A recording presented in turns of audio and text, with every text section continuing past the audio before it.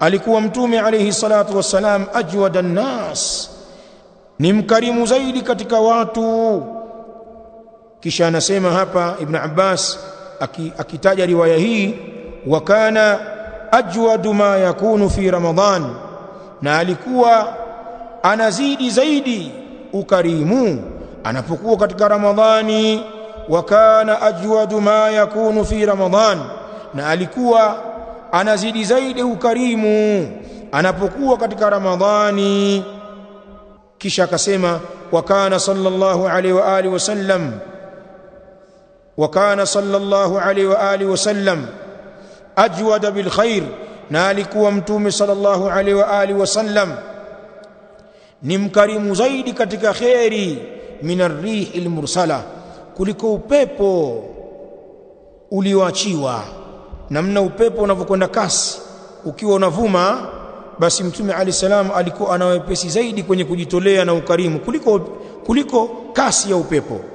Na ndio maana alipokuwa mtume alayhi salatu wasalam ana sadaka imewekwa kwake, mara nyingine akimaliza swala ya faradhi hutoka mbio bila hata kuswali sunna, akiwahi nyumbani kwa ajili ya kuichukua hiyo sadaka na kuigawa.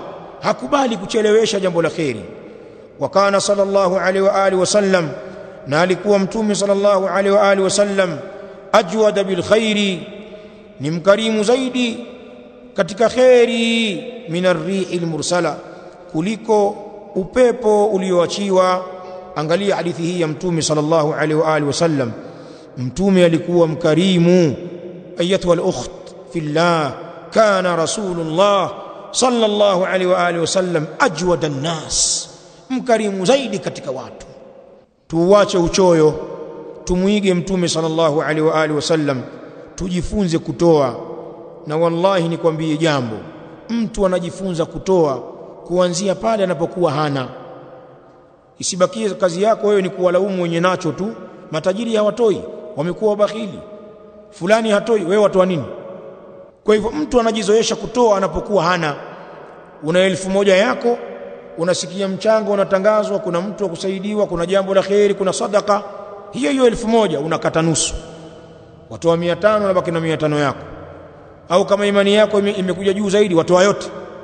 Watu wanaanzia hapo, na pale ambapo Allah anakuruzuku ukapata riziki kubwa, utakuwa una moyo wa kujitolea. Lakini ukijiona wewe ni bakhili kuanzia sasa, basi hata ukipata hutoi.